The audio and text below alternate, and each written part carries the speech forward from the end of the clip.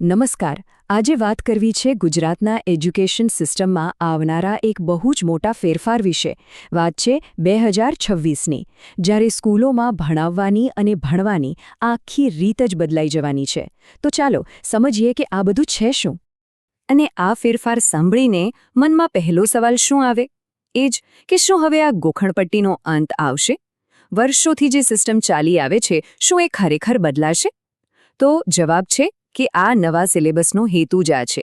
તો આ જે સુધારો છે એને એજ્યુકેશન સેક્ટરમાં એક નવા ટર્નિંગ પોઈન્ટ તરીકે જોવામાં આવી રહ્યો છે. અને એનું ફોકસ સીધું એ જ સમસ્યા પર છે, ગોખણપટ્ટી અને માત્ર યાદ રાખવા પર ચાલતી સિસ્ટમ. તો આખી વાતનો ગોલ શું છે? સિમ્પલ છે.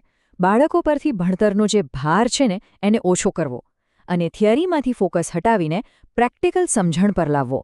મતલબ કે હવે પાણી કેવી રીતે વરાળ બને છે એ ગોખાવાને બદલે કદાચ ક્લાસમાં જ એનો પ્રયોગ કરીને બતાવવામાં આવશે, જેથી જે પણ શીખે એ ખાલી પરીક્ષા માટે નહીં પણ જીવનભર યાદ રહે. ઓકે, તો હવે સવાલ એ છે કે એક્ઝેક્ટલી શું બદલાઈ રહ્યું છે? ચલો એના પર એક નજર કરીએ. અને જુઓ, આ કોઈ નાનો ફેરફાર નથી.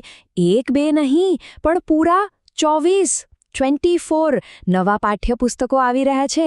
એ પણ 2026થી સ્ટેન્ડર્ડ 2થી લઈને સ્ટેન્ડર્ડ 11 સુધી. એટલે આ આંકડો જ બતાવે છે કે આ કેટલું મોટું પગલું છે. હવે જરા આ નવા પુસ્તકોના નામ પર નજર કરો. કેટલા મજેદાર છે. ધોરણ 3માં પર્યાવરણ માટે અદ્ભુત દુનિયા, ગણિત માટે ગણિત મેળા, ધોરણ 6માં સાયન્સ માટે કુતૂહલ. આ નામ જ કહી દે છે કે હવે ભણતર બોરિંગ નહીં પણ એકદમ રસપ્રદ બનવાનું છે. અને હા, આ સાથે ધોરણ 6થી 8માં શ્રીમદ ભગવદ્ ગીતાના જે સિદ્ધાંતો અને મૂલ્યો છે એને પણ અભ્યાસક્રમમાં સામેલ કરવામાં આવશે. ખાલી નામ જ નહીં, આ પુસ્તકો ટેકનોલોજીથી પણ ભરપૂર હશે. દરેક બુકમાં એક QR કોડ હશે. એને સ્કેન કરો એટલે સીધા દીક્ષા પોર્ટલ પર પહોંચી જવાય, જ્યાં એક્સ્ટ્રા વિડીયોઝ અને એક્ટિવિટીઝ મળશે. અને બીજી એક બહુ મોટી વાત, ગુજરાતી અને સંસ્કૃતને છોડીને બાકીના મોટાભાગના સબ્જેક્ટ્સ હવે નેશનલ લેવલના NCERT સિલેબસ પર આધારિત હશે. આનાથી શું ફાયદો? ફાયદો એ કે ગુજરાતના વિદ્યાર્થીઓ નેશનલ લેવલની કોમ્પિટિટિવ પરીક્ષાઓ માટે વધુ સારી રીતે તૈયાર થઈ શકશે. પુસ્તકોની વાત તો થઈ ગઈ, પણ આ રિફોર્મનો જે સાચો હાર્દ છે, જે એની આત્મા છે, એ તો છે શીખવાની નવી રીત. અને આ એવી રીત છે જે ખાલી પુસ્તકો નહીં પણ ભણાવવાની આખી મેથડ જ બદલી નાખશે. આ સ્લાઇડ પર જે છે ને એ આખા ફેરફારનો નિચોડ છે. જુઓ, જૂની પદ્ધતિ શું હતી?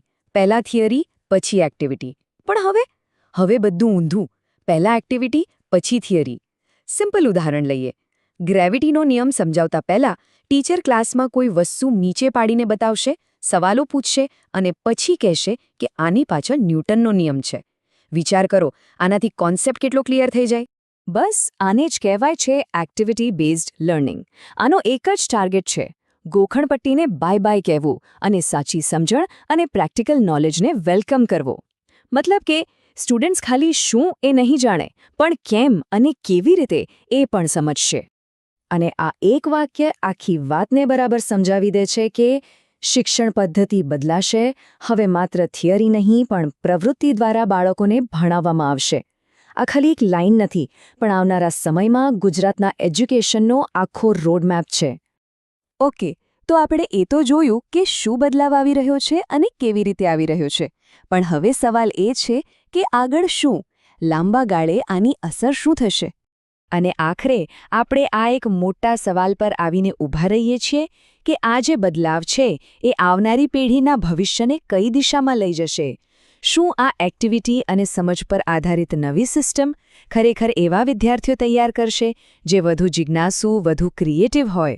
જવાબ તો સમય જ આપશે, પણ એક વાત તો પાક્કી છે. આ એક એવા ભવિષ્ય તરફનું પગલું છે જ્યાં નોલેજ પુસ્તકોમાં બંધ નહીં રહે પણ બાળકોના વિચારોમાં જીવંત બનશે.